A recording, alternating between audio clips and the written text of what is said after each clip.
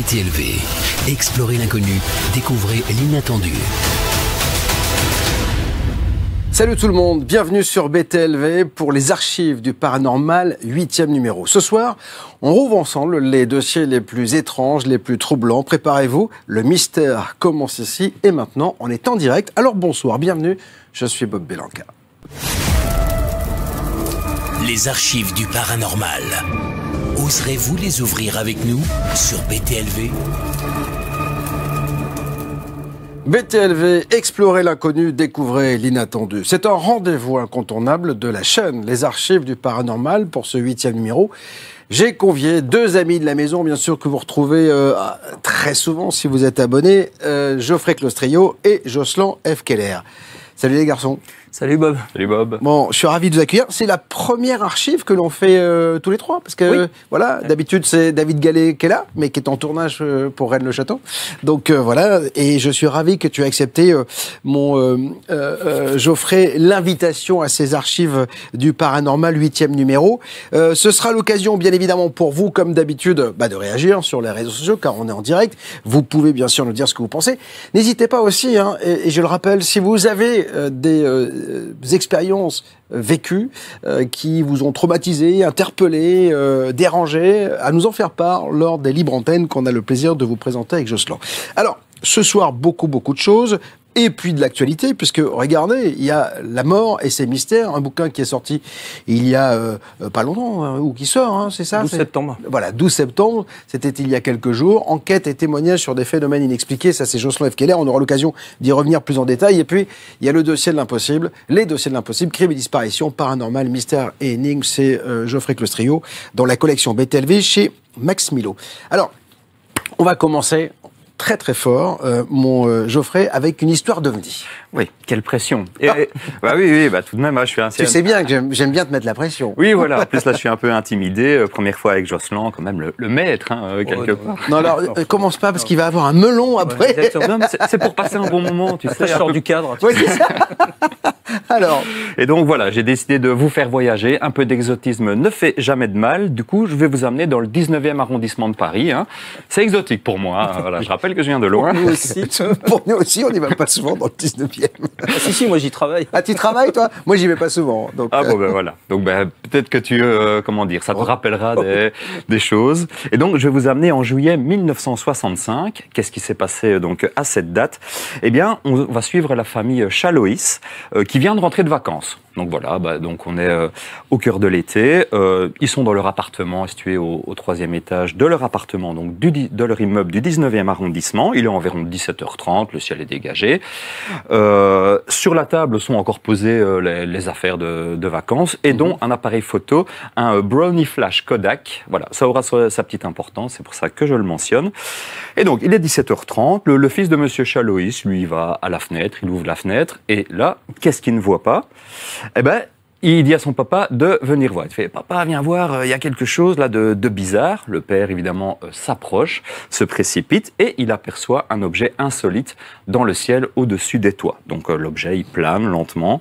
Il attrape l'appareil photo, donc le fameux Brownie Flash Kodak qui est sur la table, et il a le temps de prendre 2 photographies avant que l'objet ne se mette en mouvement et ne s'éloigne à une vitesse fulgurante. Donc le père s'apprêtait à prendre une 3e photo, il n'a pas eu l'occasion. Donc ce sont des images d'illustration. Oui, voilà, j'ai quelques images d'illustration, on verra les photos après, mais voilà, un peu de teasing ne fait jamais de mal, mais donc voilà. Il commence à rentrer dans le moule, t'as vu, voilà, à force de travailler, voilà. J'ai été à l'école avec les meilleurs, donc voilà. Arrête, ça me gêne. Il parlait pas de toi. Ah merde, je le pensais. Alors, donc, l'observation au total va durer entre 3 et 4 minutes, c'est une estimation des témoins, et donc l'objet qui a été observé a été décrit comme métallique, gris métallisé. Il était immobile, un peu orienté nord. Et le témoin estime que l'objet était aligné avec le passage d'Aigret. Donc voilà, on est dans les années 60, donc je ne sais pas si c'est encore exactement la même chose actuellement, mais donc c'était aligné avec le passage d'Aigret. Il y avait une intersection de voies ferrées à environ 250 mètres et sur cette ligne, une ancienne usine à gaz. Donc peut-être que ça parlera à certains habitants. Je suis pas sûr qu'il y ait encore une usine à gaz à Paris. Hein, donc voilà, vu. Mais à l'époque, il y avait beaucoup de voies. Enfin, dans le 19e, tu as toujours beaucoup de voies ferrées. Ouais. Voilà. Donc voilà, si vous trouvez le passage des Grès quelque part là. Alors la distance d'observation était de plus ou moins 400 mètres et du coup le diamètre de l'objet a été estimé à environ 50 mètres. Alors le parcours de l'objet selon le témoin a été le suivant. Donc il planait mais il allait légèrement vers le nord. C'est le moment où a été prise la première photo qu'on verra juste après. Ensuite il a effectué une rotation complète sur lui-même. Il s'est légèrement incliné sur la gauche qui est le moment où la deuxième photo a été prise. Et ensuite en quelques fractions de secondes il est parti. Et les témoins ont déclaré avoir vu une sorte de trait lumineux au moment de sa disparition. Donc on imagine très bien cette fulgurance en fait. La fulgurance tout à fait de la disparition. Et donc, ces fameuses photos, je vais quand même vous les montrer parce que c'est bien d'en parler, mais c'est mieux de les voir. Donc, désolé pour la qualité, hein, on est dans les années 60 avec un appareil qui est quand même moyen, bas de gamme, de ce que j'ai pu trouver sur Internet. Là, c'est la pure soucoupe volante. Hein. Ouais, des années 60. Voilà, ça c'est incroyable. Quoi. Et donc, voilà, la première photo qu'on vient de voir, elle est donc prise, c'est un peu de face. Et si on regarde, on voit qu'il y a des espèces de petits éperons. Comme ça, donc on a la forme un peu classique. Alors on le verra mieux sur la deuxième photo et on aura après des gros plans. Ouais. Mais vous voyez sur les ailettes côtés, en fait, c'est ça. Ouais, c'est ça. Ouais. Donc des petites ailettes, donc on les voit un peu mieux sur le deuxième cliché. Alors, il faut savoir que le quartier était relativement peuplé, mais qu'on n'a pas d'autres témoignages de cet incident. Et l'incident n'a pas été signalé aux autorités parce que M. Chaloïs avait peur pour sa réputation, pour que ça ait un impact négatif sur sa carrière professionnelle. Hein, on peut le comprendre, il y a 60 ans, voilà, c'était pas tout à fait la même chose que maintenant. Non, ce qui est fou, c'est que... On a la date? Oui. Tu l'as donnée peut-être? Alors, c'est le 27 ou le 28 juillet 1900. Et surtout, il est 17h30. C'est ça qui est incroyable. Ouais, parce que c'est rare d'avoir des témoignages d'OVNI en pleine journée. Donc. Non, je m'intéressais à la taille parce que juillet 65, ça parle à tout le monde, c'est Valençol. Ouais. Et c'était au début juillet. Donc, dans les premiers jours de juillet, dans la presse partout, on parlait que de Valençol en France. Ouais. Dans toute la presse. Donc là, ça est arrivé effectivement un mois après. Ça peut expliquer aussi peut-être pourquoi le témoin s'est dit « Oula, non, je vais peut-être pas en parler ». Vu ce qui s'est fait avec Maurice Mas, si tu veux, et le battage médiatique, et un peu la descente aux enfers qu'il a vécu. J'imagine que oui, ça a dû avoir un impact. C'est sorti de... Tu les as trouvés où? Tu as trouvé où? Parce que moi, je ne la connaissais pas du tout. Ça. Alors, je vais un peu spoiler sur la fin, du coup. Mais, alors, j'ai trouvé ça dans le magazine Lumière dans la nuit, donc le numéro d'avril 70. Je me suis replongé donc, dans tous ces anciens magazines. Là, c'est marrant parce que quand on regarde la photo... les gros plans.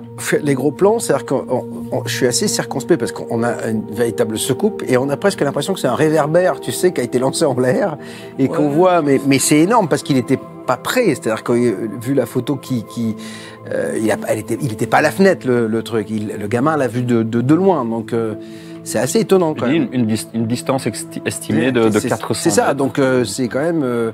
c'est tout à fait une secoupe. Hein. Mais avec ces 3 pointes, là, c'est assez étrange. Comme s'il y avait des antennes, en fait, c'est ça. Les antennes, qui sont... ce qui ressemble à des antennes. Ouais, c'est ça. C'est ça. Et donc, le fils de monsieur Chaloïs, il a confirmé, du coup, les dires de son père. Hein, c'est son père qui a comment dire, témoigné. Le fils a confirmé. La mère aussi. Alors, la mère n'a pas vu. Elle était dans une autre pièce. Parce que je rappelle qu'il rentrait de vacances. Elle était en train de ranger. Elle était occupée dans une autre pièce. Mais elle se souvient très bien de l'émoi, de l'émotion de son mari et de son fils. Et elle a été évidemment la première à voir les photos développées. Et donc, voilà, elle confirme selon elle, il s'est vraiment passé quelque chose à ce moment-là. Et ils vont pas en parler tout de suite. On va dire que ça va rester assez secret dans le cercle familial et de proches pendant plusieurs années, jusqu'à ce qu'ils en parlent. Alors, je ne sais pas comment c'est arrivé aux oreilles du magazine ou de à l'époque, Lumière dans la nuit était au fait de toutes ces observations. Et puis, il avait beaucoup de crédit, ce magazine. C'est-à-dire que les gens qui n'osaient pas peut-être témoigner dans les gros journaux... pas mal de correspondants locaux qui tendaient l'oreille et quand ils entendaient parler d'une histoire d'OVNI ou de quelqu'un qui avait vu un truc bizarre, ils arrivaient à le capter. Oui, puis ils étaient rassurés parce qu'il y avait du sérieux quand même autour de Lumière dans la nuit. Ça a toujours été un magazine un peu sérieux. Ils envoyaient les gens sur... Ils ont dû aller envoyer un enquêteur sur place pour interroger les témoins. C'est ça, oui, tout à fait. L'article est dans... moi, je l'ai trouvé, il est sur les archives. C'est ça, exactement. Et donc voilà, c'était dans le numéro 105 précisément. Cette histoire, quand je l'ai lu, je me dis ça, il faut absolument que j'en parle. C'est top dans les archives et j'adore cette histoire. Mais tu as bien fait. C'est une très très belle histoire pour commencer ces archives du paranormal. Si vous arrivez, soyez les bienvenus. C'est le 8e numéro de ces archives, donc ça veut dire qu'il y en a 7 autres qui sont à votre disposition sur la chaîne YouTube BTLV. Je rappelle, et c'est très important, que vous pouvez dorénavant vous abonner à BTLV via YouTube. C'est assez simple. Il y a un petit bouton sous l'écran qui s'appelle, sur lequel est écrit rejoindre. Vous cliquez dessus et vous avez accès à 4 nouvelles émissions par semaine, sans aucune publicité. Et ce sont des émissions qui sont déjà postées sur btlv.fr, donc les abonnés classiques les ont aussi. Pas mal de choses ce soir à vous dire. On aura l'occasion d'y revenir, bien sûr. Mais on va enchaîner avec toi, mon Jocelyn, sur une autre archive du paranormal. C'est les mystères de l'île Bouvet. Alors là, c'est plutôt une archive du mystère tout court, un peu moins paranormal. Il y aura plus de paranormal dans les autres histoires. Mais je l'ai trouvé très étonnant parce que d'abord, je connaissais. Alors, j'avais jamais entendu parler de l'île Bouvet et je savais absolument pas ce qui s'était passé dessus. Alors, l'île Bouvet, là, pour le coup, là, je vais plagier Geoffrey. On va encore plus loin. On va encore même très, très loin, puisque je pense que vous n'avez jamais entendu parler de l'île Bouvet, d'ailleurs. Voilà, comme à peu près tout le monde. Aucune idée. C'est l'île la plus isolée du monde. D'accord.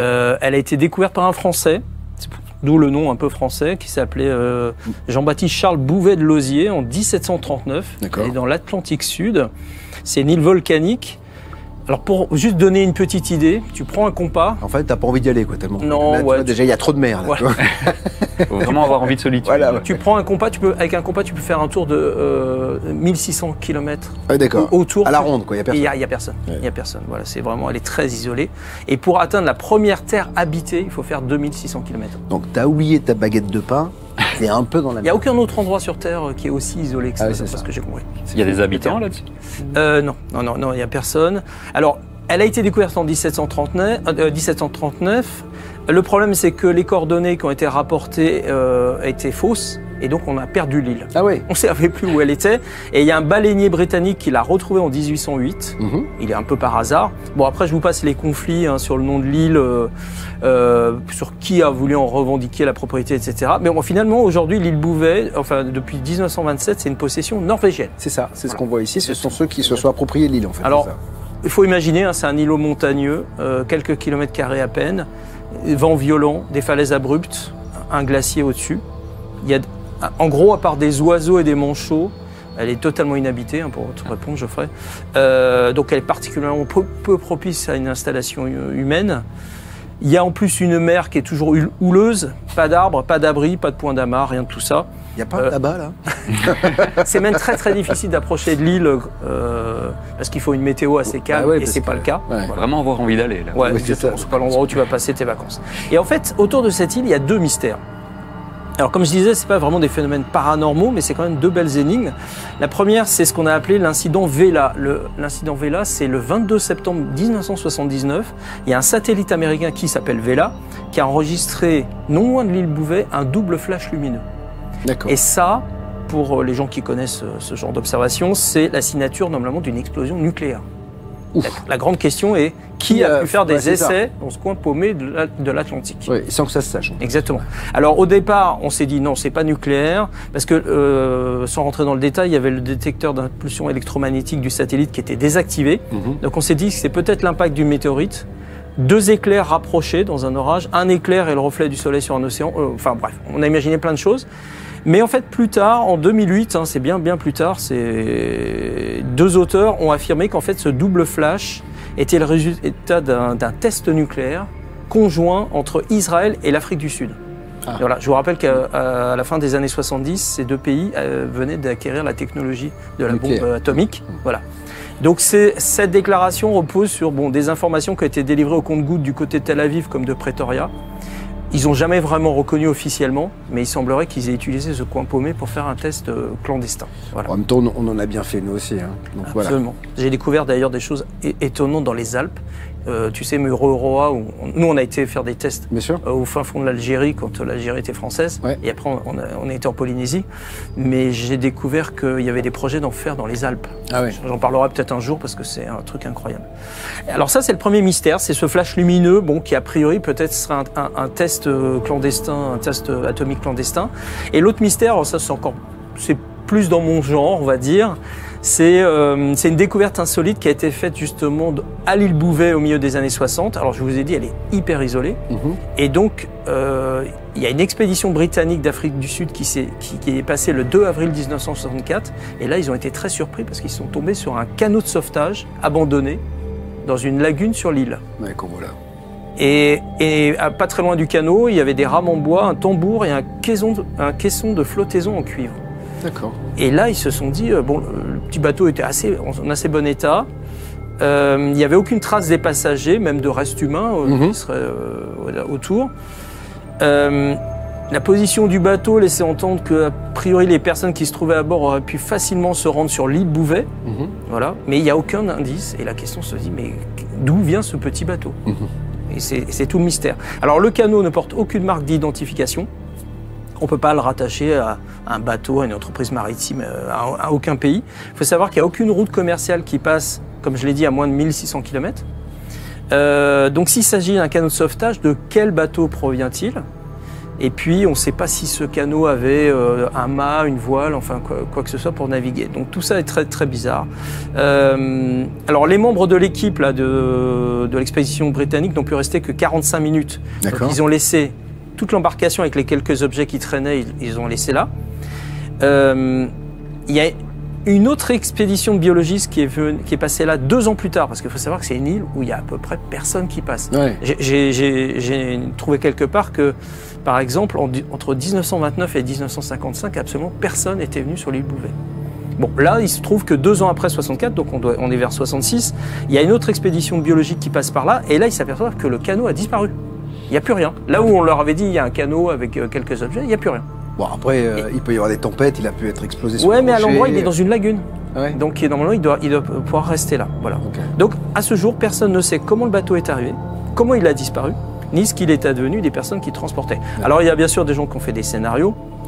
On sait, en gros, que le bateau a dû arriver entre 1955, qui était la dernière visite où personne n'avait rien vu, et 64, où sont arrivés la première expédition. On n'a vu aucun signe de campement, d'abri, de feu, de nourriture. Il a été retrouvé en plus dans un lagon à 25 mètres du rivage, donc il est absolument pas pu... Enfin, c'est impossible qu'il soit arrivé là par hasard. Il y avait forcément des hommes. Non, il n'est pas trop allumé. Ou alors, il a été perdu par un navire et les courants l'ont emmené là. C'est une hypothèse. Tu vois. Ouais, mais alors pour qu'il arrive là, il faut vraiment un miracle. Il faut vraiment un miracle. Les miracles, oui, les miracles, ça existe, mais... voilà. Nous sommes là tous les trois. Alléluia. En tout cas, si c'est un canot qui est rescapé d'un naufrage, on se demande où sont les gens qui étaient dessus. Parce qu'il n'y avait aucune raison qu'ils s'en aillent ailleurs et puis ils n'avaient aucun moyen. Voilà. En plus, sur l'île, ils auraient pu au moins chasser le phoque, faire des choses comme ça. Est-ce qu'il y a des grottes sur l'île? Non, a priori non. Ou s'il y en a, ou alors c'est des petits abris. Il y a de la glace, il y a beaucoup de glace. On l'a vu tout à l'heure, c'est bon. Parce que j'imagine bien le réseau de grottes souterrains et tout, avec des gens qui vivent dedans. C'est que les Belges ont une imagination quand même débordante. Et à supposer que tu vois qu'il y a un groupe de marins qui soit perdu en mer, à bord de ce petit bateau, pour arriver à cet endroit, il aurait fallu qu'un des marins soit vraiment hyper qualifié, hyper expérimenté. Oui, parce que j'imagine qu'en plus, l'endroit, c'est un endroit qui doit bastonner un petit peu, avec des courants. Ah oui, mais je l'ai dit, il y a des gens. L'expédition, j'ai oublié de dire, l'expédition en 64, ils sont arrivés par hélicoptère. Ils avaient un petit hélicoptère sur leur bateau, ils n'ont pas pu accoster, quoi, c'est ça. Non, ils sont arrivés par hélicoptère. C'est pour ça qu'ils sont restés que 45 minutes. C'est ça, exactement. Donc, impossible que le canot soit arrivé sans homme à bord. Alors, peut-être que l'embarcation aurait été abandonnée, effectivement, pour une raison inexpliquée, par un bateau inconnu, qui aurait fait escale à Bouvet entre 55 et 64. Normalement, il n'y a personne. Mais bon, peut-être qu'ils ont accosté avec 2 bateaux, ils en ont laissé un pour une raison qu'on ignore, et ils sont partis avec l'autre. C'est possible. Tu vois, là, on a une image de l'île. Franchement, il n'y a aucun endroit pour accoster. C'est vraiment que de la glace, Pratiquement, il y a juste une petite partie de terre. Et puis, on se demande pourquoi, si c'était une expédition qui est venue là avec 2 bateaux, pourquoi ils en ont abandonné un. Ça a de la valeur quand même, ce genre de bateau. Donc, ça tient pas non plus, quoi. Alors, normalement, il n'y a eu aucun naufrage dans le coin. Et on a noté 2 expéditions qui auraient pu théoriquement abandonner ce bateau dans le lagon. Alors la première, c'est celle d'un mystérieux comte italien qui serait allé sur place, mais quand on fouille un peu, on s'aperçoit que c'est un mythomane, c'est une mystification en fait. Il a raconté qu'il a été sur l'île Bouvet, mais il a écrit même un livre disant je suis allé sur l'île Bouvet avec 3 photos d'oiseaux, qui auraient pu être prises n'importe où, donc ça n'a aucune valeur. Par contre, on sait qu'en 59, donc 5 ans avant l'arrivée de l'expédition venue d'Afrique du Sud, il y a une expédition soviétique qui est venue faire des observations ornithologiques. Et là, on se dit peut-être qu'effectivement, c'est peut-être les Russes, en fait, c'est peut-être les Soviétiques. On est encore en pleine guerre froide. Les Soviétiques ne racontent jamais ce qu'ils font. Ouais. Et en fait, on ne sait pas très bien pourquoi ils seraient venus là. Voilà, exactement. Bon, voilà, les Américains étaient bien allés avec l'amiral Byrd dans des contrées lointaines, tu vois. Donc on sait. Le mystère reste complet sur cette histoire de bateau. Il y a sans doute une explication, peut-être c'est peut-être dans les archives soviétiques qu'il faut aller faire fouiller. Mais au jour d'aujourd'hui, ce canot, on ne sait absolument pas à qui il était. Bon, vous voyez, ces archives du paranormal vous emmènent très très loin au bout du monde pour essayer de comprendre ce qui se passe, parce que c'est vrai qu'on a aussi des hypothèses, bien qu'on n'ait jamais aucune vérité sur le BTLV. Je préfère le rappeler, si vous nous découvrez, on n'est pas dans le prosélytisme, on est juste là pour relater les histoires et pas vous dire c'est vrai, c'est faux. Et c'est ce qui fait tout le sel de cette chaîne d'ailleurs, parce qu'on reste toujours au conditionnel. OVNI, paranormal, mystères archéologiques, en replay et podcast. BTLV, explorez l'inconnu, découvrez l'inattendu. Nous les ouvrons régulièrement, c'est le 8e numéro, ces archives du paranormal avec Jocelyn F. Keller et Geoffrey Clostrio. Alors mon Geoffrey, on va revenir dans les années 80 du côté de la Chine avec toi. Voilà, on va aller un peu plus loin que le 19e quand même. On va aller jusqu'en Chine, donc en 1980, pour enquêter sur la disparition donc, de Peng Jiamu, qui était scientifique. Alors c'était un biologiste réputé, comme un vice-président de l'Académie chinoise des sciences. C'est quand même un gars assez bien placé, respecté pour sa rigueur, sa passion, son engagement à faire progresser la science. Et donc, qu'est-ce qui lui est arrivé à ce brave homme? Alors, il faut savoir qu'en Chine, c'est quand même une grosse affaire. C'est quelque chose qui avait été... qui a marqué les esprits. Qui a marqué les esprits, qui avait été pas mal suivi à l'époque. D'ailleurs, il y a eu même des séries faites sur sa vie et tout ça. Voilà, et il y a plein d'hypothèses. C'est pour ça que je l'ai choisi. Là, on va un peu partir dans tous les sens. J'aime autant vous le dire. On va aller sauter du coq à l'âne. Ça va être un bordel. Je vais essayer d'avoir un fil rouge et d'être suffisamment structuré parce que c'est quand même un fameux bazar au niveau des hypothèses. Et donc, nous sommes en juin 1980 dans l'un des endroits les plus hostiles de la planète, qui est en fait le désert de Lop Nur. Alors je sais pas si la prononciation est bonne, mon chinois n'est plus qu'il était. Dans la région. Déjà ton français, alors si en plus on a commencé à parler chinois. C'est du français belge, alors du chinois avec l'accent belge, ça doit être quelque chose.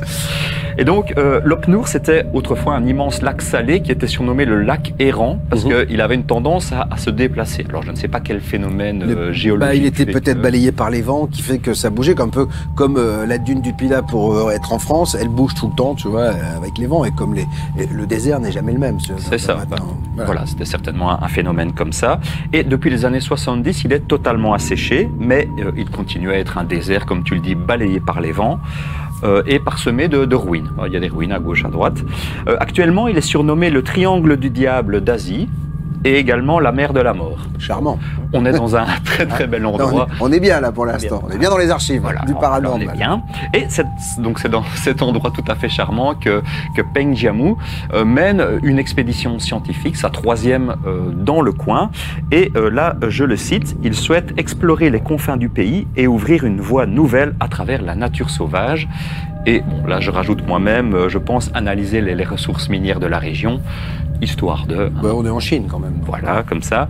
Et c'est justement dans ce cadre qu'il souhaite élargir le périmètre de recherche de son équipe, malgré l'opposition de ses collègues, parce qu'ils sont déjà là depuis plusieurs semaines, les conditions sont extrêmes et les collègues sont pas très chauds, ont un peu envie de rentrer. Mais Peng Jiamu, lui, il est un peu motivé, il dit « Allez, on va essayer de trouver d'autres choses ». Et donc, le 17 juin 1980, alors que le groupe campe vers l'est de Lop Nur, il laisse un petit mot qui annonce qu'il va partir, c'est le petit mot qu'on vient de voir. Il dit « Je pars vers l'est chercher un puits, Peng ». voilà, signé Peng. Il emporte une gourde, quelques biscuits, quelques bonbons, des appareils photo et un couteau, et on ne va plus jamais en entendre parler. Voilà, il va vraiment disparaître corps et biens. Alors forcément, vu l'importance du bonhomme, des gros moyens sont déployés pour le retrouver. On parle de 10 avions, d'hélicoptères, de centaines de soldats qui sont mobilisés, avec un certain succès, parce qu'on va retrouver des traces de lui, des empreintes qui mènent à un bosquet de roseaux, où l'on retrouve l'emballage d'un des paquets de bonbons, de biscuits qu'il a mangé, ainsi que l'empreinte d'un corps allongé. Donc voilà, on a vu qu'il s'est reposé là un certain moment, qu'il s'est un petit peu restauré. Puis les traces repartent un peu plus vers l'ouest, avant de s'arrêter net. Donc voilà, vous imaginez la piste de traces, et hop, plus rien.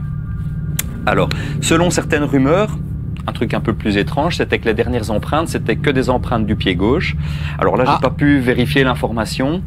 Donc voilà, à prendre avec... déjà. Voilà. Jouer à cloche-pied, c'est en plein désert, c'est rare quand même. Voilà. Ouais. Mais voilà, comme je dis, j'ai pas pu vraiment vérifier l'information. Et bon, la plupart des sources étant chinois ou bien étant des reprises de, c'était pas évident. Donc voilà, j'ai pas pu vérifier l'info, mais voilà, empreinte de pied gauche. Donc parmi les, évidemment. Ça fait grand bruit, beaucoup d'hypothèses sont échafaudées. Parmi les plus rationnelles, évidemment, la tempête de sable, parce que c'est un coin où il y a des tempêtes de sable qui peuvent ensevelir quelqu'un en quelques heures. Une possibilité, c'est qu'il ait chuté, parce que le sol, par endroits, est un peu friable. Meuble, et même il y a une espèce de caverne ou des... Pas vraiment des sables mouvants, mais apparemment, il y a des trous qui peuvent, voilà. D'accord. Vous en dire, des cavités, voilà.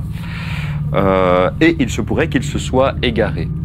Alors, ce sont des hypothèses qui ne sont pas pas accueillies avec beaucoup d'enthousiasme par les personnes qui le connaissent, parce que, comme je l'ai dit, il a pas mal d'expérience, il est allé plusieurs fois dans la région, voilà, il a pas mal d'expérience. Et au-delà des traces, au-delà de ces hypothèses, il y a surtout cette histoire de traces qui s'arrête abruptement, qui va évidemment nourrir toutes sortes de théories.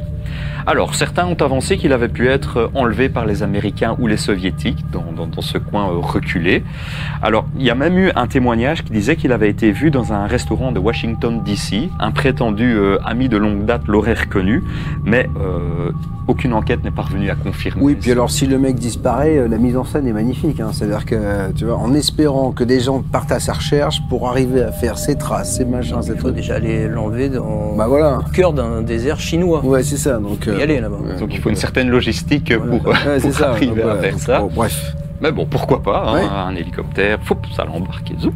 Enfin, ça a l'air facile dit comme ça, mais au milieu du lot. Oui, mais alors là, je me pose à toi, parce qu'un hélicoptère, avec le déplacement du vent, je pense que les traces, elles auraient disparu, tu vois, déjà, le temps que, tu vois, elles auraient été recouvertes, quoi. Donc, mais il faut réfléchir des fois, tu vois. Voilà, donc. C'est en réfléchissant comme ça que, justement, d'autres personnes ont échafaudé, évidemment, l'hypothèse d'un enlèvement extraterrestre, hein, parce que bon, ces traces qui s'arrêtent de façon abrupte sans effectivement avoir été recouvertes par oui, puis comme ça déplace pas de vent, puisqu'à chaque fois qu'il y a on dit qu'il n'y a pas de vent et tout, ça pourrait être ça. C'est ça. Ouais. En plus, il faut savoir que le lieu est associé à pas mal d'observations, évidemment, de lumière, d'objets étranges dans le ciel. Certains disent qu'il aurait pu tomber sur une installation secrète aussi, voilà, qui se serait trouvé là, ou qu'il aurait simplement été enlevé. Voilà, simplement, évidemment, avec des gros guillemets.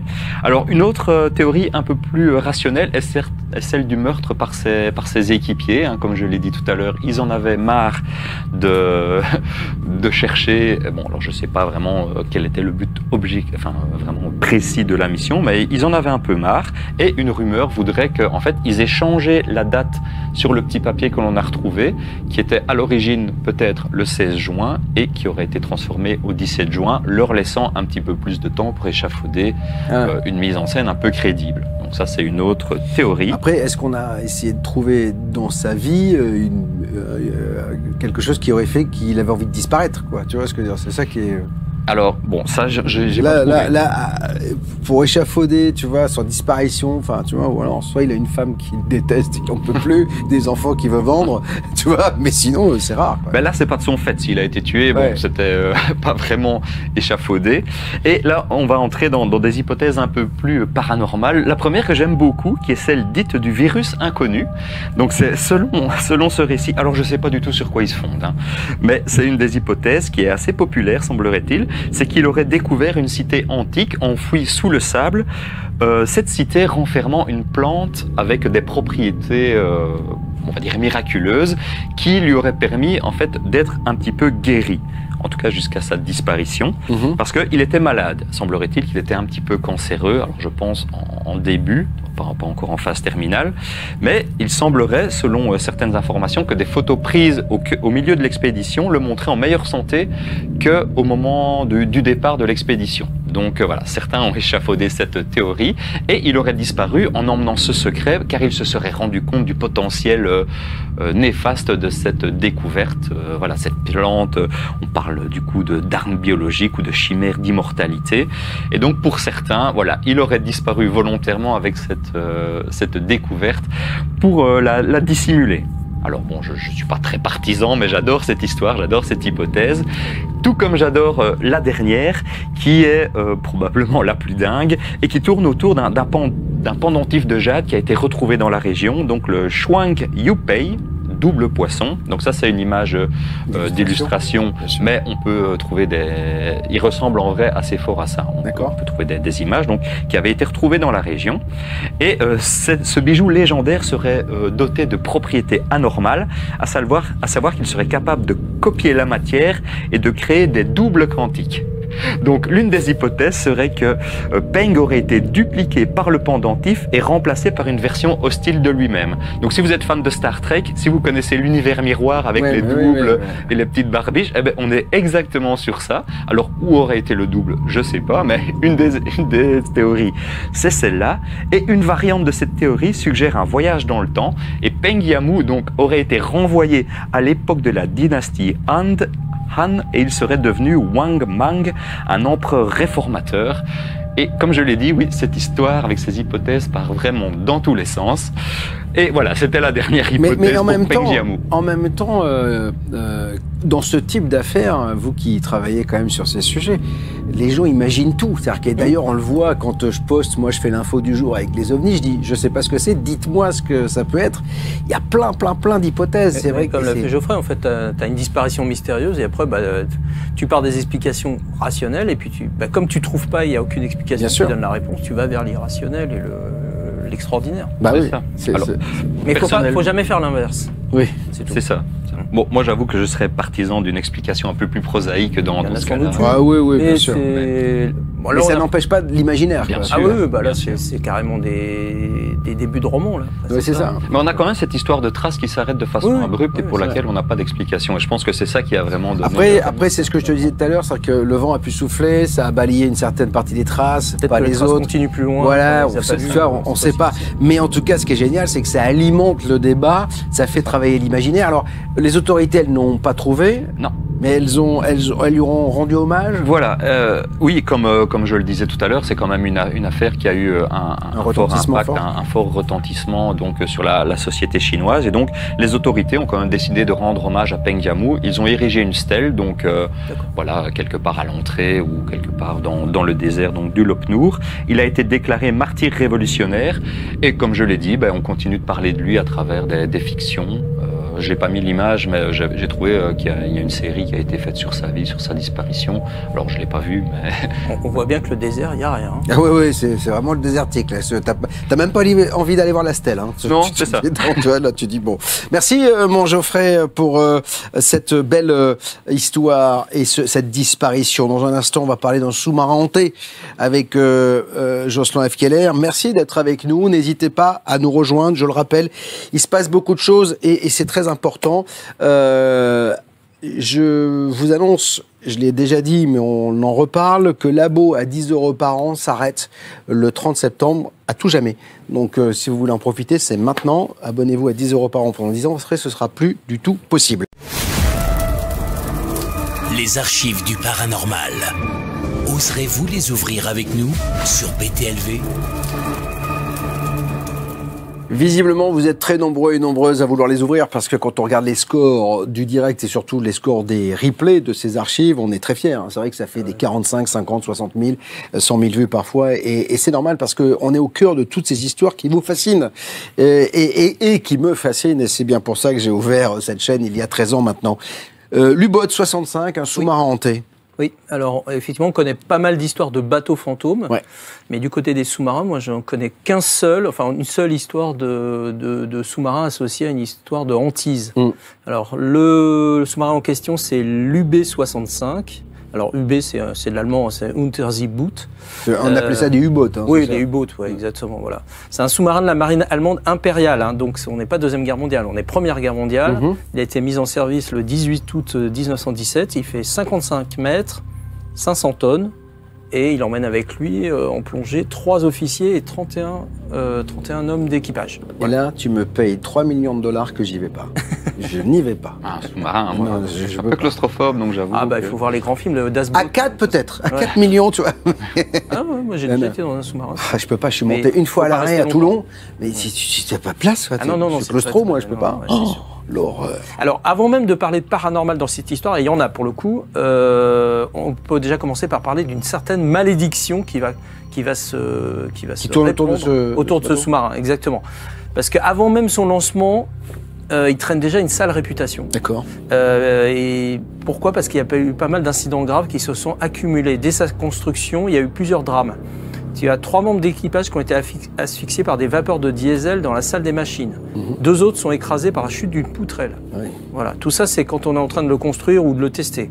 Après, on fait des essais de navigabilité. Là, il y a l'un des membres de l'équipage qui est emporté par-dessus bord pendant qu'il inspecte les écoutilles. On l'a jamais retrouvé.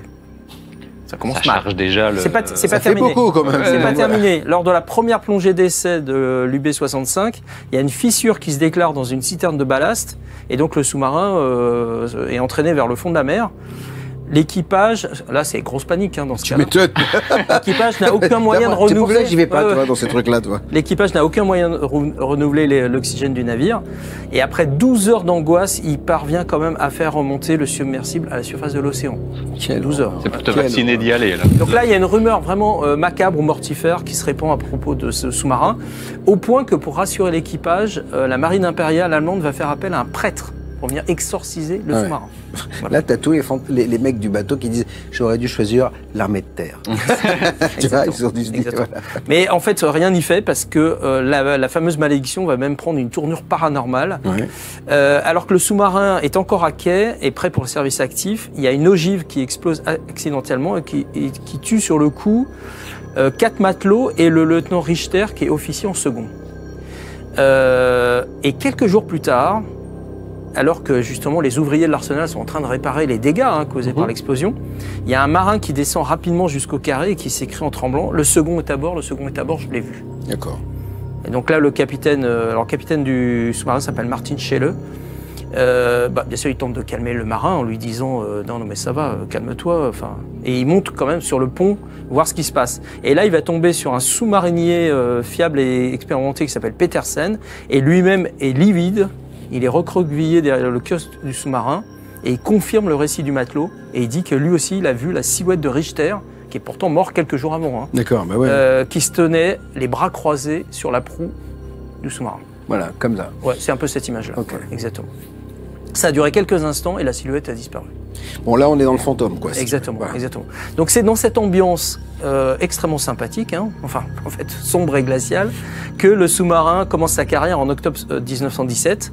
Alors, Martin Schelle, le commandant, il se dit, bon, allez, on va passer à l'action, ça va souder nos hommes, etc. Ils vont penser à autre chose. Sauf qu'un soir, la vigie tribord remarque à sa grande surprise une silhouette sur le pont qui est balayé par la mer. Il crie parce qu'il pense qu'un matelot est monté sur le pont, il est en danger parce que c'est dangereux de se trouver là. Mais en fait, la silhouette se tourne vers lui et comprend tout de suite, c'est l'officier décédé Richter. Ah ouais, il le reconnaît. Encore. Et donc l'officier est toujours là, toujours à bord. Okay. Ouais. Donc la vigie appelle l'officier de quart, qui appelle à son tour d'urgence le capitaine sur la passerelle pour qu'il puisse voir le spectre, ou le fantôme, l'apparition. Mais celui-ci disparaît au moment où une vague s'écrase sur le sous-marin et on ne voit plus l'image. Voilà. Donc la mission militaire fait chou blanc, le moral de l'équipage est au plus bas. En gros, dans la dernière partie de la Première Guerre mondiale, puisqu'il a été lancé, je vous rappelle, en août 1917, le sous-marin va participer tant bien que mal à 6 missions, va couler quand même 7 navires et en endommager 6 autres, mais il va avoir quantité d'incidents à bord de sous-marin. Lors d'une mission, un torpilleur va devenir fou, il va se mettre à hurler comme possédé que l'officier mort le hante, littéralement. Et donc il se jette dans l'eau glaciale et il disparaît. Ah ouais carrément. Ouais. Ah ouais, donc, un peu plus tard, c'est un artilleur qui est emporté par les flots qui se noie à son tour. Dans le détroit d'Ouvre, il y a des grenades sous-marines qui vont faire chavirer en tout cas basculer le bateau, basculer le sous-marin. Ensuite, il y a un éclat de bombe lors d'un raid aérien qui va tuer un officier. Enfin voilà, il y a une quantité d'incidents et de drames comme ça qui se succèdent. Et puis il y a l'ultime étape de ce destin un peu tragique de sous-marin, le 14 juillet 1918. Donc c'est à peine un an après son lancement. L'UB-65 se perd au large des Cornouailles et ça cause la mort de l'ensemble de l'équipage. Voilà. Et là, il y a encore une scène qu'on peut qualifier de paranormale, puisque quand le sous-marin allemand sombre, il y a un sous-marin américain qui est dans le coin, et l'officier américain qui s'appelle le capitaine Paul Foster est témoin de la scène, et il dit qu'il pense avoir vu quelqu'un sur le pont du sous-marin alors qu'il est en train de sombrer. C'est voilà, l'image qu'on a vue tout à l'heure et qu'on remonte là. Et selon sa description, c'était un personnage qui portait le manteau d'un officier allemand et qui était debout avec les bras croisés. C'est effrayant. Alors est-ce qu'on a assisté à la dernière apparition du lieutenant Richter? Bon. Après, je dois dire, pour être vraiment objectif avec cette histoire, qu'elle fait l'objet quand même d'une grosse polémique. Alors, bien sûr, le sous-marin existait, ça c'est sûr. L'histoire, il y a des auteurs qui disent que c'est enjolivé, que ça aurait pu être créé par un journaliste qui s'appelait Hector Charles Bywater, et que tout ceci aurait été en fait créé en Angleterre pour désinformer la marine allemande, pour créer un climat d'angoisse chez les Allemands. Bon. Mais les incidents que j'ai mentionnés, tous les gens qui sont morts, etc., ils sont réels. Sont réels. Après, il n'y a que l'histoire du fantôme, qui est un peu plus incertaine, on va dire. Bien qu'on l'ait vu plusieurs fois. Oui, il y a plusieurs témoins disent l'avoir vu, exactement. Et alors en 2004, pour être tout à fait complet, il y a une expédition qui a été menée par la mission de télévision britannique Wreck Detectives, qui a permis d'identifier une épave comme étant celle de l'UB-65, et donc on a vu que il avait bien fait l'objet d'un naufrage accidentel, et on a même vu que les écoutilles arrière avaient été retrouvées ouvertes, ce qui laisse penser qu'une partie de l'équipage a tenté de fuir le navire, mais il n'est pas parvenu. Quelle horreur. Voilà. Ils n'ont pas vu d'ombre fantomatique Non, mais en tout cas, dans l'émission, il parlait pas de fantômes ou quoi que ce soit, mais il faudra aller sous les eaux.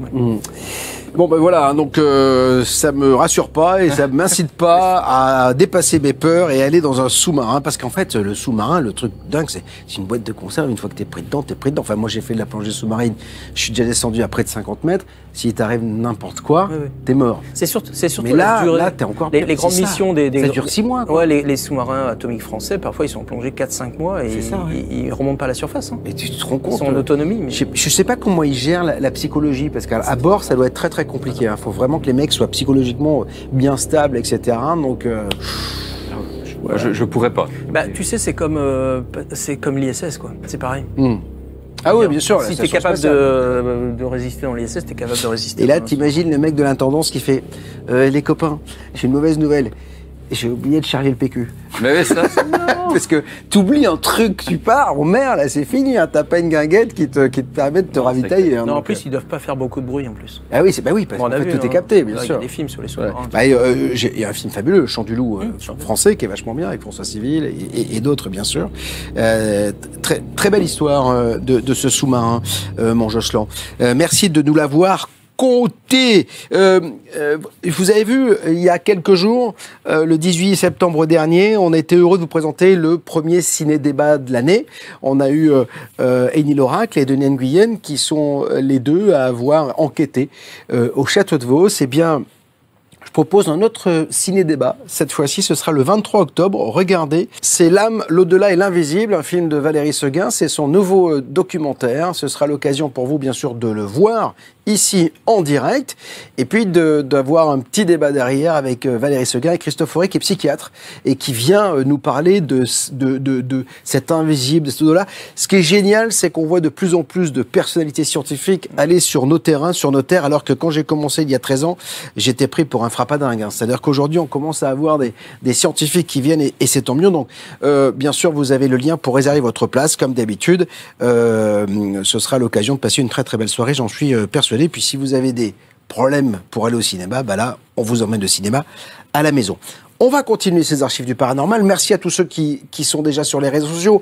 Je rappelle, quand ce sont des grandes émissions comme ça, j'ai du mal à regarder, à répondre en direct. Mais après, je le fais. Si vous êtes des habitués du YouTube, vous savez que je réponds quasiment à tout le monde quand c'est dans le respect. Alors, l'affaire Carole Compton, c'est quoi? Dis-moi. C'est bien dit, que c'est bien dit. Alors, je vais essayer de placer la barre aussi haute que Jocelyn, là, avec son incroyable histoire. Je connais l'histoire, elle est bien. Elle est bien. Mais sera-t-elle bien racontée? La pression de Jocelyn. Bon, t'as intérêt à bien la raconter. En gros, derrière, ça voulait dire ça. C'est vraiment ça. L'histoire est bien, si tu la foires, c'est de ta faute. Voilà, c'est ça. Mais tu devrais en parler une fois, en faire une émission complète. Tu pourrais tellement creuser. Moi, ici, je vais survoler assez rapidement. Mais donc, Carole Compton, qui est-elle? C'est une jeune Écossaise de 19 ans qui, donc on est en mai 1982. Oh là, ça c'est une coupe de cheveux de 82. Ça, tu vois bien avec la laque et tout là. Donc voilà. Qu'est-ce qu'elle fait, cette jeune Écossaise, en mai 82? Eh bien, elle quitte l'Écosse pour rejoindre son petit ami qui est militaire et qui est donc mobilisé en Italie. Donc voilà, elle va en Italie, elle n'a pas envie de rester à rien faire, voilà. Et donc, elle va travailler comme nounou. Elle va démarcher les familles et elle va aller chez les Ricci, qui est une famille italienne assez aisée, hein, on peut le dire comme ça. Et au début, ça se passe bien. Le premier jour se passe bien, mais assez rapidement, au bout d'une semaine environ, elle passe à côté d'une image religieuse qui est accrochée dans un cadre. Et au moment où elle passe, l'image tombe. Donc chute au sol, le cadre tombe. Et pas de bol pour Carole, il y avait la femme de ménage qui était juste à côté, Rosa, qui lui demande, bon, on connaît hein, les Italiens sont très pieux. Très pieux. Regarde, elle a déjà le crucifix à la main. Oui, voilà. Bon, là, évidemment, on est sur une illustration, mais elle va justement, donc Rosa, demander à Carole de se signer et va insister pour immédiatement réciter une courte bénédiction. Alors, les semaines, les jours passent, il n'y a pas d'autres incidents notables, donc on oublie progressivement celui-là. Et vu qu'il commence à faire très chaud, la famille décide d'aller passer, de se rendre dans les Alpes, dans un chalet qui appartient à des proches. Ils emmènent Carole avec eux, évidemment, hein, vu que c'est leur nounou. Et assez rapidement, un soir où Carole se promène avec le plus jeune des enfants, ainsi que Nicole, qui est une infirmière qui s'occupe du grand-père, un incendie va se déclarer dans la maison. Donc les deux femmes et le plus jeune des enfants sont à l'extérieur. Forcément, les deux femmes se précipitent à l'intérieur. Carole et l'infirmière se précipitent dans le salon, réveillent le grand-père qui était en train de dormir, endormi devant la télévision, et ils vont parvenir à faire sortir tout le monde. Lorsque les secours qui sont appelés arrivent, le premier étage est déjà entièrement ravagé. Et les pompiers vont être incapables d'expliquer l'origine de ce feu. L'incendie. Ils vont évoquer une défaillance électrique, mais voilà, sans certitude. Donc bon, la famille ne peut pas rester sur place, donc ils vont être relogés dans une autre maison qui est vacante dans le village. Mais évidemment, l'histoire ne va pas s'arrêter là, parce que 2 jours plus tard, au matin, une odeur inquiétante de brûlé va alerter la grand-mère qui va découvrir du papier en feu dans une poubelle en dessous de l'évier. Ah oui, donc il y a l'incendiaire, il y a quelqu'un qui veut mettre le feu quelque part. C'est ça. Et tu ne crois pas si bien dire, parce que le lendemain, c'est le lit d'une des femmes de chambre qui part en fumée pendant que la dame est sous sa douche. Bon alors, la femme de chambre avec le crucifix, je pense qu'elle se signe toutes les 30 secondes là, quand il lui arrive ça. Eh ben, tu ne crois pas si bien dire, parce que Carole n'est pas accusée directement, mais il commence à y avoir quand même des soupçons, parce qu'on se souvient justement de cette image religieuse qui est tombée du mur, si bien que Carole dit « Bon, on ne veut plus trop de moi ici, bon, je vais quitter la famille, je fais mes petites affaires et je vais aller voir ailleurs ». Donc, assez rapidement, en juillet donc de la même année, elle est embauchée par la famille Tonti, qui l'engage parce qu'ils ont déjà eu une nounou écossaise, ça s'était bien passé. Elle les accompagne sur l'île d'Elbe pour rendre visite aux parents, donc aux grands-parents de la famille, on va dire, aux aînés. Et dès son arrivée, la grand-mère va rejeter Carole, va directement lui manifester une hostilité vraiment apparente. Et vu ce qu'elle vient de vivre, Carole, dans la famille précédente, les Ricci, ça va la mettre assez mal à l'aise. Elle va craindre d'être accusée au moindre incident. Et pas de bol, de nouveau. Le lendemain matin, au petit déjeuner, on remarque de la fumée qui s'échappe de la chambre des grands-parents et on va y découvrir un matelas qui est en train de se consumer sans aucune raison apparente. Plus tard dans la même journée, Carole se tient à côté de la grand-mère et cette fois, c'est une statuette posée sur un meuble qui va basculer sans raison apparente de nouveau. Bon, là, ça commence à faire beaucoup. Il y a un côté un peu poltergeist, tu sais, voilà, c'est-à-dire que c'est elle qui véhicule tout cela, donc c'est ça, ça nous fait penser à ça. Justement. Les manifestations se déroulent quand elle est présente. Ouais, c'est ça, donc c'est ça qui est dingue. C'est ça, je ne l'ai pas précisé, mais effectivement, c'est à chaque fois quand elle est dans les parages. Mais c'est pour ça que vous êtes là, hein, vous êtes les spécialistes, en plus, Jocelyn, les poltergeist, ils connaissent très bien. Donc, justement, on en parlera un petit peu après. Alors la grand-mère justement va commencer à traiter Carole de strega. C'est un mot apparemment qui veut dire sorcière en sardinien. Ça je sais pas, mais c'est ce que j'ai trouvé. Et tout ça va culminer quand c'est Agnès, une fillette de 3 ans, la fillette de 3 ans, fait la sieste dans sa chambre. Et le matelas va également partir en fumée alors que l'enfant est dessus. Heureusement, elle va être sauvée parce que il se trouve que les parents venaient voir à ce moment-là, donc il ne va rien se passer à la fillette. Mais là, c'est la goutte d'eau de trop, ça fait déborder vraiment le vase. La grand-mère accuse ouvertement Carole d'avoir mis le feu. Ça prend, la tension monte, un attroupement se forme, la police est appelée et la police va embarquer Carole, tandis que la famille Tonti va porter plainte contre elle. Alors là, c'est le moment où la presse va s'emparer de l'affaire, parce qu'évidemment tout ça fait un peu de remue-ménage. La presse va présenter Carole comme une sorcière, vraiment. Des rumeurs vont circuler sur ses pouvoirs surnaturels, et il faut bien se rendre compte qu'elle est enfermée. À ce moment-là, elle va être enfermée pendant près de 17 mois dans l'attente de son procès, et toutes ces rumeurs vont transformer son... C'est absolument dingue, quoi. C'est-à-dire qu'elle est enfermée, quoi. Elle est enfermée. Alors j'ai lu que des rumeurs, parce qu'il n'y a rien de plus que des rumeurs. C'est ça. Mais j'ai lu que le système judiciaire italien était comme ça, tu pouvais te faire enfermer assez longtemps juste dans l'attente de ton procès en fait. Et donc voilà, c'est ce qui va se passer pour Carole, mais du coup toutes ces rumeurs vont transformer un peu son... quand même un procès en sorcellerie. Ouais, c'est ça, il y a un côté un peu... Bon, en même temps, c'est vrai que c'est italien. Et en Sardaigne, alors je te dis pas, donc tu vois. Tout à fait, elle est présentée comme une sorcière. Alors elle est de nature assez rationnelle, hein. Elle dit non, ce sont des coïncidences, ce qui n'est pas le cas de son avocat, donc maître Sergio Minervi, qui va recevoir le soutien d'experts du paranormal, donc le docteur Hans Bender, spécialiste des poltergeists. Spécialiste allemand. C'est ça. Et également Guy Lyon Playfair, qui a évidemment enquêté sur le poltergeist d'Enfield. Donc voilà, l'avocat, lui, il est plutôt partisan de la ligne paranormale. Et ces experts vont évoquer la psychokinésie, comme tu le disais tout à l'heure, voilà, estimant que Carole est involontairement à l'origine de ces trucs, voilà, ces phénomènes. Voilà. Alors, Carole, elle refuse d'adopter ces lignes de défense, comme je l'ai dit. 2 secondes, je sais pas, Jocelyn, est-ce que le poltergeist a déjà été évoqué juridiquement quelque part avec, tu vois, comme tu le dis, c'est contre sa volonté, tu vois, par exemple, si... oui, pour défendre quelqu'un. Pour défendre quelqu'un, tu vois ce que je veux dire. Alors peut-être dans cette histoire, mais là j'avoue que j'ai pas les détails. Ailleurs, je crois pas. Non. Bon, en tout cas, si vous avez des histoires, vous, et si vous le savez, n'hésitez pas à nous en faire part, parce que ce serait intéressant de savoir si, juridiquement, ça a été plaidé, quoi, tu vois, côté manifestation poltergeist. Ouais, ça serait que j'ai pas été voir les minutes du procès pour voir aussi comment l'avocat en a parlé. Ouais. Toujours est-il que Carole, elle refuse, elle dit, pour moi, ce sont des coïncidences, voilà, il n'y a rien de surnaturel. Alors, comme je l'ai dit, elle va rester 17 mois en détention, elle va être jugée en décembre 1983, elle est accusée d'incendie volontaire et de tentative de meurtre. Et lors du procès, alors, aucun témoin ne va pouvoir affirmer qu'elle a déclenché les feux. Personne ne l'a vu déclencher les feux. Il n'y a aucune preuve. Et aucune preuve matérielle ne la relie aux incendies. Alors, les experts concluent que les feux n'ont pas été allumés à l'aide ni d'essence ni de briquet, mais par une source de chaleur inconnue.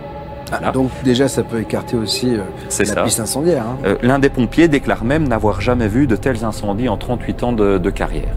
Donc avec tout ça, Carole, elle se dit... C'est la combustion spontanée. D'habitude, c'est dans les corps, mais là, cette fois-ci, sur les objets. Voilà, c'est un peu ça. C'est un peu ça. Carole, elle pense qu'elle va être acquittée, parce que voilà, il n'y a pas de preuves, on ne peut pas me relier. Mais que nenni, mes bons amis, ça ne va pas être le cas. Parce que l'hystérie vraiment semble s'est propagée autour dans la salle d'audience. C'est un petit peu l'anarchie. Il y a une vieille dame qui lui jette de l'eau bénite au visage pour la sauver. Il y en a une autre qui va tenter de l'exorciser. Ça a dû être quelque chose. Mais t'es en Italie, hein, je veux dire, bon, ouais, c'est ma patrie, donc je peux te dire que voilà, on y croit à tout cela. C'est ça. D'ailleurs, moi j'ai vu des choses avec mes grands-parents, ma grand-mère qui enlevait le coup d'œil et tout machin. Enfin, c'est très, c'est particulier. Hein. Ça a dû être chahuté en tout cas. Quand j'étais enfant, je voyais les choses, c'était drôle. Donc voilà. L'opinion publique, elle est partagée. Certains la croient innocente, d'autres évidemment la traitent de sorcière. Finalement, elle va quand même être condamnée, Carole, à 2 ans et demi de prison pour incendie volontaire. Oui, elle est officiellement condamnée et comme elle est déjà incarcérée depuis plus d'1 an et demi, elle va être libérée. D'accord. Alors, dès qu'elle est libérée, elle quitte l'Italie, elle retourne en Écosse. Elle ne va pas revenir en Italie pour l'appel. Et il faut savoir que donc l'appel va se conclure donc par le rejet des 2 recours, c'est-à-dire que la peine n'est pas alourdie, mais la condamnation est maintenue. Donc officiellement, elle est toujours condamnée la coupable pour incendie volontaire. Tout à fait. Alors, elle va évidemment sortir traumatisée de cette affaire. Et elle va refonder, elle va ne plus quitter le Yorkshire où elle réside avec sa famille. Mais moi, à sa place, je mange même plus de pâtes. Hein. C'est fini. Un rejet total de l'Italie. Total. Et il faut savoir qu'elle ne connaîtra plus de phénomènes étranges. En tout cas, à ce que j'ai trouvé, elle n'a plus rien à relater. À mon avis, s'il lui est encore arrivé des choses, je pense qu'elle a gardé ça dans le cercle familial, mais en tout cas... Après, dans le côté poltergeist, j'aime bien l'idée que ça correspond à... C'est la rencontre d'une maison, d'un lieu avec une personne, etc. Tu vois. Psychologiquement, ça se tient. C'est une fille qui vient d'Angleterre, elle arrive dans un pays qu'elle ne connaît pas. Elle est stressée un peu. Il y a l'histoire du fiancé au début. Après, on ne sait pas... Militaire. Oui, mais on n'en entend plus trop parler après dans cette histoire du fiancé. On ne sait pas. Ça se trouve, ils ont rompu, elle l'a mal vécu. Enfin, tu vois, psychologiquement, on a un peu les ingrédients. Il y a une instabilité, en tout cas. Après aussi, si tu veux être plus rationnel, tu peux imaginer qu'il y a une sorte de...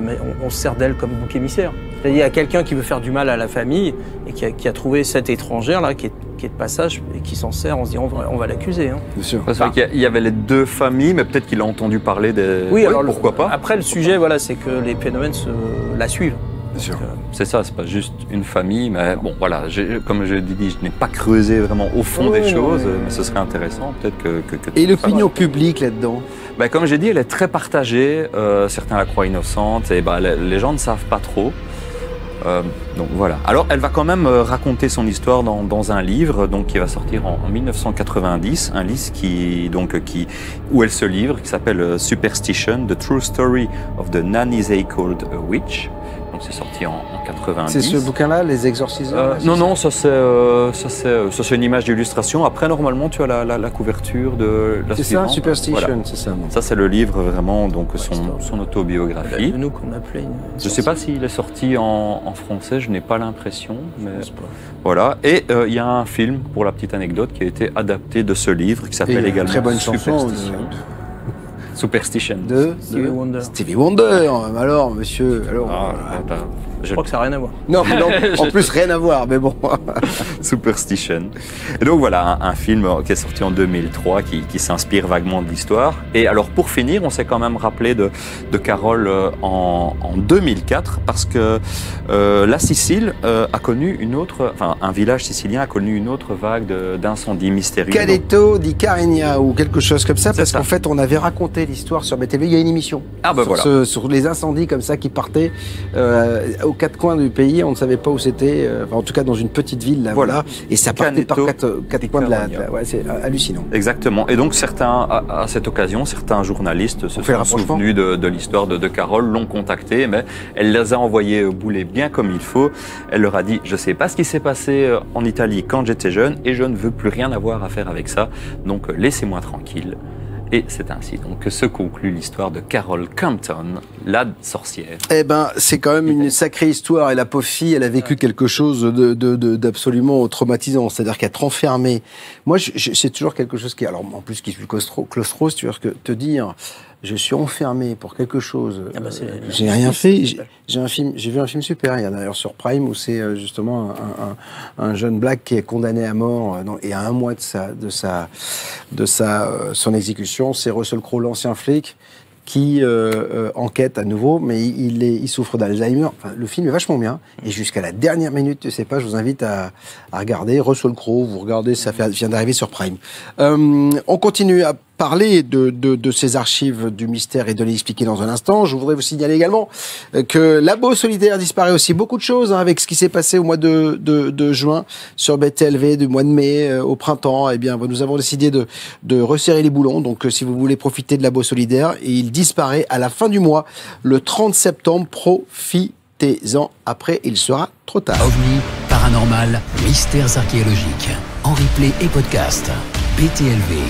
Explorez l'inconnu, découvrez l'inattendu. Soyez les bienvenus si vous arrivez. Si vous avez loupé le début, pas de problème. Il y a le replay qui va démarrer bientôt à la fin de ce direct, car comme nous le faisons le mercredi, vous avez la possibilité de nous regarder en direct dès 19h sur Facebook, sur YouTube et sur Twitch. On parle de ces archives du paranormal, 8e épisode, avec les têtes d'Exam. D'Exam, oui. Voilà. Et ça, c'est avec Jocelyn.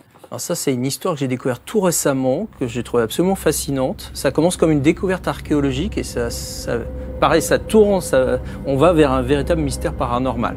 Alors l'histoire est la suivante, on est en 1971 à Exam. Alors Exam, c'est une petite ville en Angleterre, c'est à 30 km au nord de Newcastle. Et on est en février et il y a deux jeunes frères qui s'appellent Colin et Leslie Robson qui sont en train de jouer dans l'arrière-cour de leur maison. Voilà. Ils sont en train de creuser des trous. Ça les amuse. Et en creusant un trou, ils tombent sur deux petites têtes de pierre sculptées qui sont enfouies dans la terre. Donc là, ça leur plaît, hein, ils ont fait une trouvaille, ils se demandent ce que c'est. Alors ils les nettoient un petit peu et puis ils s'aperçoivent que ces deux petites têtes, elles ont des traits humains, des yeux creux, un nez, une bouche large. Il y en a une qui a l'air plutôt masculine, l'autre qui a plutôt l'air féminine. Voilà les deux petits garçons d'ailleurs. Bon, eux, ils voient ces objets comme des jouets, hein, des jouets assez fascinants. Alors, ces deux petites figurines font toutes les deux environ 6 cm. Elles sont assez lourdes hein, quand ils les portent dans la main. Elles sont d'un gris verdâtre. Il y a quelques cristaux de quartz. Voilà. Texture plutôt rugueuse. On a l'impression qu'elles ont vieilli au fil des siècles, hein, que c'est vraiment des objets très anciens. Puis, elles ont une apparence assez mystérieuse. Voilà. Et vraiment, pour les enfants, et puis après leurs parents qui vont les voir, ils se disent elles ressemblent à deux petites divinités miniatures. Ouais. Et donc ils sont très excités par leur découverte, ils les ramènent dans la maison et pour montrer. Et en fait, ils n'ont pas conscience qu'à partir de là, il va se déclencher des choses très étranges dans leur maison. Ça va commencer par des objets qui se déplacent tout seuls, sans cause apparente, des bouteilles qui s'écrasent sur le sol. La nuit, on entend toutes sortes de bruits totalement inexpliqués, hein, des bruits fantômes, des coups secs, des raclements, des chuchotements, plein de choses comme ça. On a fait rentrer quelque chose dans la maison, en tout cas. Ouais, exactement. Et surtout, toute la famille dit ressentir une sorte de malaise, de mal-être, et d'autant plus quand ils se trouvent à côté des deux petites une ambiance lourde. Des deux petites têtes, exactement. Voilà. Et c'est encore plus étrange parce que la famille qui habite à côté, qui s'appelle les Dodd, signale aussi des manifestations un peu insolites. Par exemple, ils ont un garçon et la nuit, il y a quelqu'un qui tire les cheveux du garçon. Et la mère, qui s'appelle Helen Dodd, a même une expérience assez effrayante parce qu'elle dit qu'elle aurait été touchée aux jambes par une sorte de créature quadrupède, mi-homme, mi-mouton. Ah ouais. Alors on est dans une région où il n'y a que des moutons, hein, faut savoir. Bon, voilà, je le dis comme ça, c'est ce qu'elle dit. Mais en fait, l'événement le plus terrifiant, c'est celui auquel va être confrontée la mère des deux garçons, Madame Robson. Une nuit, elle se réveille et là, elle aperçoit dans l'embrasure de la porte de sa chambre une énorme créature. Alors, d'après ce qu'elle dit, ça ressemble à un loup qui se tiendrait sur deux pattes. Ce que nous, on appelle un loup-garou. Bien sûr. Un dogman. Ouais. Dogman, ouais, c'est ça. Je préfère le loup-garou. On a fait une très belle émission avec Marilyn Elk, d'ailleurs, qui est postée sur btlv.fr sur le Dogman. Ouais. Donc voilà, une sorte de loup qui se tiendrait sur deux pattes, avec des yeux brillants.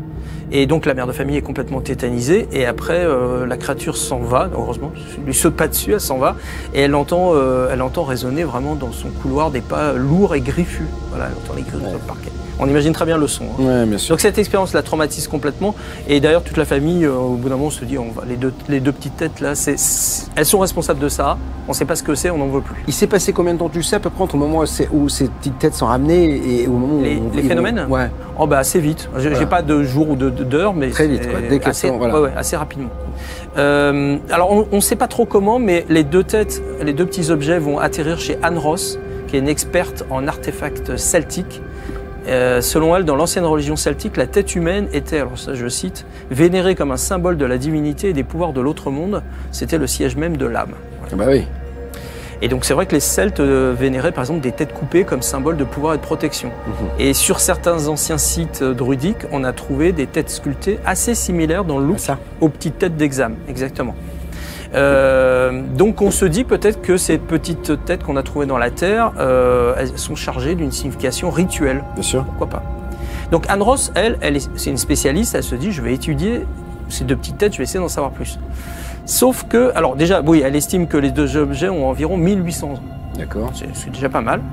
Le problème, c'est que le fantastique et l'impensable vont arriver chez elle aussi. Ah ouais? Oui. Bah oui, avec les têtes, avec les petites têtes.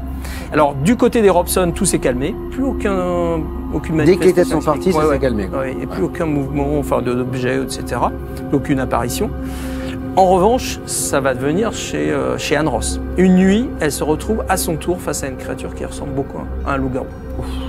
Donc là, bien sûr, ça la terrifie. Elle n'a même pas le temps de se remettre. Quelques jours plus tard, sa fille Bérénice lui raconte qu'après être rentrée de l'école, elle a vu une grande silhouette sombre ressemblant à un loup-garou qui sautait par-dessus la rampe de l'escalier qui a disparu dans le couloir. Belle ambiance chez eux. Ouais, exactement.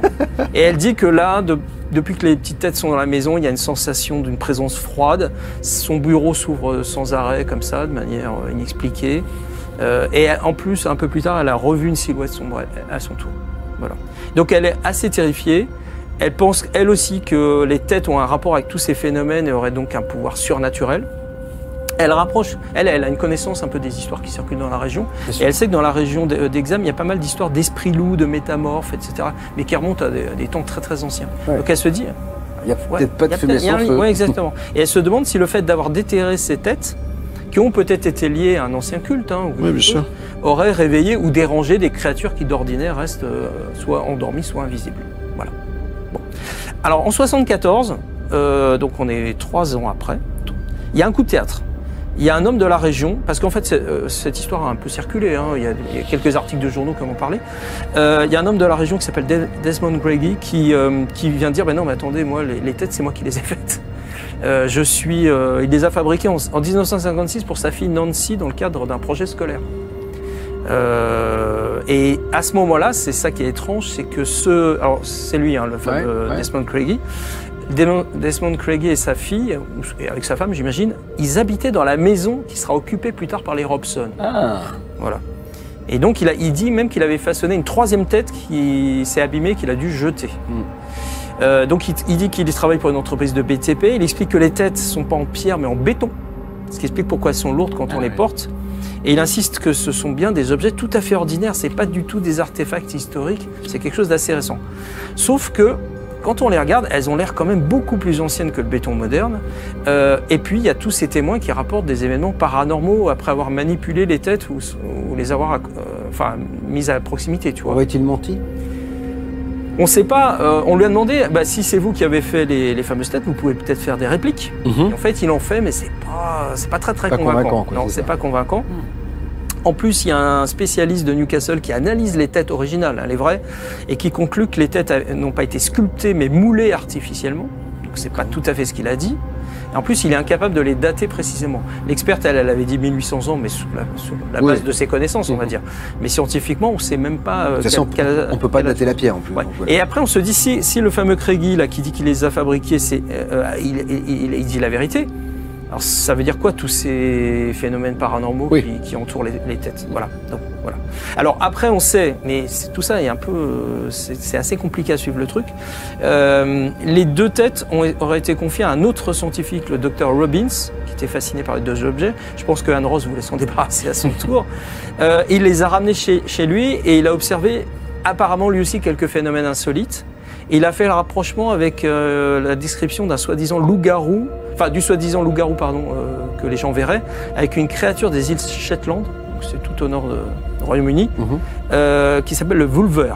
Alors c'est un monstre mi-homme, mi-loup, qui est réputé pour être puissant et dangereux, mais a priori bienveillant envers les humains. D'accord. Voilà, tant qu'on ne provoque pas. Mais ce qui expliquerait pourquoi, quand il était dans la brasure de la chambre, les gens qui l'ont vu, ils n'ont pas été attaqués. Ils l'ont juste vu. À moins que c'était un fantôme, à moins que c'était une image. Moi, il n'a pas besoin de m'attaquer, je vous le dis, donc je le vois déjà. Alors après, le problème, c'est qu'on ne sait pas ce que sont devenues les 2 petites têtes. Soit le Dr Robbins les a perdues, soit il les a données à un autre chercheur. En tout cas, elles ont disparu depuis on va dire après, au milieu des années 70, et on les a jamais revues. On ne sait pas. Il n'y a aucun musée, collectionneur ou propriétaire privé qui s'est manifesté pour revendiquer la possession. On ignore s'ils se trouvent. On se demande si elles n'ont pas été délibérément cachées parce qu'elles avaient un effet surnaturel néfaste, ou même détruites pour éviter d'autres perturbations. Peut-être qu'elles sont conservées par quelqu'un et qu'elles vont peut-être ressortir un jour, on ne sait pas trop comment. Voilà, on ne sait pas. En fait, on ne sait pas. Alors, est-ce que c'était un canular? Est-ce que c'était de simples objets fabriqués pour le projet scolaire? Est-ce que c'était d'anciennes reliques utilisé dans des rites un peu magiques qui seraient ressortis? Est-ce que c'était carrément des talismans imprégnés d'une force surnaturelle? Pourquoi les gens qui les ont conservés ont tous dit avoir vu des loups-garous, ou quelque chose qui s'en approche? Bon, tout ça c'est très très mystérieux, bien sûr j'ai pas d'explication, mais j'aime bien l'histoire. Et une dernière info pour être complète, à l'époque en 76, il y avait une émission de la BBC qui s'appelle Nationwide, où ils avaient tourné un documentaire sur ces petites têtes, et avec une interview d'Anne Ross. Et en fait, on pensait que le documentaire était complètement perdu dans les archives de la BBC, même avait été détruit. Et en octobre 2024, donc l'an dernier, ils l'ont retrouvé. Enfin, en tout cas, ils ont retrouvé des extraits. Voilà, donc on trouve sur YouTube des tout petits extraits de ce documentaire qui, à l'époque, avait traumatisé toute l'Angleterre parce que ça commençait par un gros plan d'une tête coupée. Et c'est violent. Moi, j'ai vu l'extrait. Ouais, c'est alors non, ça évoque, ambiance, ça évoque les têtes coupées chez les Celtes, etc. Bien sûr, ouais. Mais le premier plan, c'est un vrai film. Enfin, c'est tiré d'un film d'horreur. Ouais, ça a marqué toute une génération. Je vais me mettre un petit docu et t'as direct la tête décapitée. Exactement. Donc le documentaire qui est pas très long, on voit un peu des images ici ou là de ces petites têtes, qui restent des objets extrêmement mystérieux. Et moi, j'espère les voir un jour. Ce que je trouvais étrange, c'est que si ça a vraiment été fait en béton, comme l'affirme le monsieur, je veux dire, le béton, on sait le reconnaître. Enfin, avec des analyses, ça se voit assez facilement. Donc, mystère. Moi, mystère complet. Mystère et boule de gomme, comme disait ma mère. Donc, on arrive. Histoire, j'aime beaucoup. Oui, très belle histoire, effectivement. Et encore une fois, on a eu beaucoup d'histoires avec des objets. Hein. Les histoires avec des objets, soit la mémoire de l'objet. Soit sacré, soit maudit. Exactement. Donc c'est toujours un peu. C'est vrai que le mélange archéologique, c'est vraiment. C'est un début de livre. Hein, il y a une inspiration pour un roman. Là. Alors, on arrive au terme de ces archives du paranormal. Mesdames, messieurs, j'espère que vous avez pris autant de plaisir à les regarder que nous à vous les présenter. Merci les garçons d'être venus. On rappelle que vous êtes dans l'actualité. Il y a 7 ouvrages, bien sûr. La mort et ses mystères, enquête et témoignages sur des phénomènes inexpliqués. C'est avec Jocelyn F. Keller à la plume. Et puis il y a les dossiers de l'impossible, crime et disparition, paranormal, mystère et énigme. On était en plein dedans avec Geoffrey Clostrio dans la collection BTLV, mystère et inexpliqué chez Max Milo. Merci d'avoir été avec nous. Alors je le rappelle et je l'ai déjà dit, on a un sursis avec BTLV. On est là jusqu'au 31 décembre. Si vous nous soutenez par les abonnements, vous avez été très généreux avec les dons. Maintenant, il faut s'abonner parce que c'est la seule façon de garantir l'existence de ce média en norme qui ne jouit pas de subventions et qui ne jouit pas de publicité. Dans tous les cas, merci. Et à propos de publicité, si vous en avez marre dans les lives d'avoir de la publicité, abonnez-vous, vous aurez ces émissions sans pub. Salut, merci, à très bientôt. Ciao, ciao.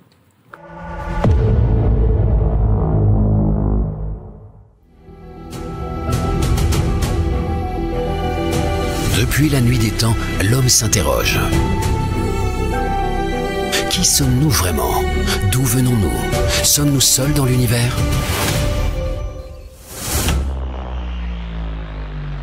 Les ovnis, preuve d'une présence extraterrestre ou secret bien gardé? That we have in fact recovered discs of unknown origin and craft of unknown origin, that we have the material, that we have bodies. Le paranormal, une illusion ou une réalité qui nous échappe? On est là, dans ce cadre vraiment romantique et énigmatique, où tout se prête à enflammer l'imagination des visiteurs. Et donc c'est vrai que quand on approche à pied de cette magnifique demeure, on se dit que voilà, ce château est un refuge idéal pour les créatures d'outre-tombe. L'archéologie mystérieuse. Et si notre passé était différent de ce que l'on croit? Si on se dit que c'est un jumeau du Christ, ça implique quand même 2 choses vraiment importantes. C'est-à-dire que d'une part, le mythe de la résurrection caduque, il n'existe pas.